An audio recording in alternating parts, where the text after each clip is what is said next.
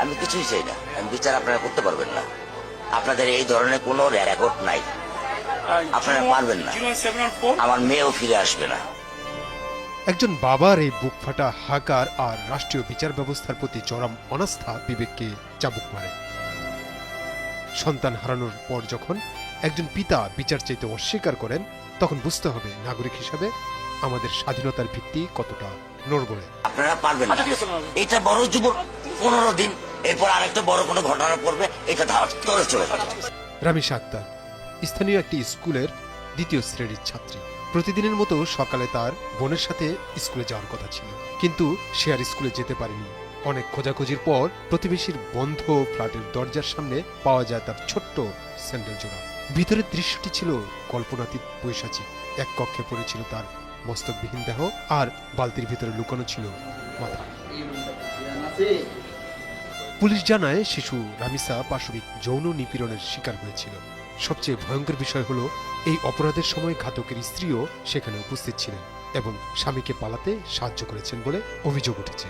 আমাদের সমাজ কতটা পচে গেলে, নৈতিকতা কতটা ধসে পড়লে প্রতিবেশীর ঘরেও 7 বছর একটি শিশু নিরাপদ থাকতে পারে না। রামিসার বাবার আশঙ্কা ভুল নয়। সারা দেশের মানুষ ক্ষুব্ধ হয়ে প্রতিবাদ জানাচ্ছে, যার আয়ু আসলে 15 দিনও নয়, হয়তো 2 দিন। প্রতিদিন নতুন নতুন ট্রেন্ড আসে, আমরা পুরনো ট্র্যাজেডি ভুলে নতুন আলোচনায় মেতে উঠি। এই যে ভুলে যাওয়ার সংস্কৃতি, এটাই অপরাধীদের বাঁচিয়ে দেয়। অতীতেও এমন অসংখ্য শিশু ধর্ষণ ও হত্যাকাণ্ডের পর আন্দোলনের মুখে দ্রুত বিচারের আশ্বাস দেওয়া হয়েছিল, কিন্তু সময়ের স্রোতে সেসব আশ্বাস হারিয়ে গেছে ধুলোর আস্তরণে। যুক্তরাষ্ট্রের সুপ্রিম কোর্টের সাবেক প্রধান বিচারপতি ওয়ারেন ই বার্গার বলেছিলেন, একটি স্বাধীন জাতির স্বাধীনতার ভিত্তি টিকিয়ে রাখতে আদালতের উপর আস্থা অপরিহার্য। আর এই আস্থা তখনই ভেঙে পড়ে যখন দীর্ঘসূত্রতার কারণে বিচার বঞ্চিত হয়। আমাদের দেশের বাস্তবতা ঠিক কতটা ভয়াবহ তা উঠে এসেছে সুপ্রিম কোর্ট ও প্রাগের সাম্প্রতিক এক যৌথ গবেষণায়। দেশে নারী ও শিশু নির্যাতনের মামলায় সাজার হার মাত্র 7%।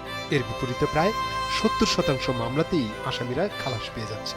আইনে 180 কার্যদিবসের মধ্যে মামলা নিষ্পত্তির বাধ্যবাধকতা থাকলেও বাস্তবে একটি মামলা শেষ হতে গড়ে 3 বছর 7 মাস সময় লেগে যায়। প্রতিটি মামলায় ভুক্তভোগী পরিবারকে গড়ে 22 বার শুনানির জন্য আদালতের বারান্দায় জুতো ক্ষয় করতে হয়। এই দীর্ঘসূত্রতার কারণেই রামিসার বাবার মতো হাজারো স্বজন আজ বিচারের আশা ছেড়ে দিয়েছেন।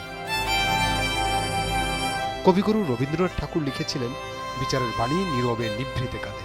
কিন্তু রামিসার বাবার কান্না আজ আর নিভৃতেও কাঁদছে না, তার চোখ আজ শুষ্ক, হৃদয়ের পাথর। রাষ্ট্র ও সমাজের উপর ক্ষোভ আর অভিমানে তার কান্না আজ ফুরিয়ে গেছে। আজ প্রশ্ন একটাই, রামিসার রক্তাক্ত লাশের উপর দাঁড়িয়ে আমরা কি আরো 15 দিন পর আরেকটি নতুন ইস্যুতে মেতে উঠব, নাকি এই বিচারহীনতার সংস্কৃতি ভাঙতে রুখে দাঁড়াবো? আবুল হাসান, ভোরের কাগজ।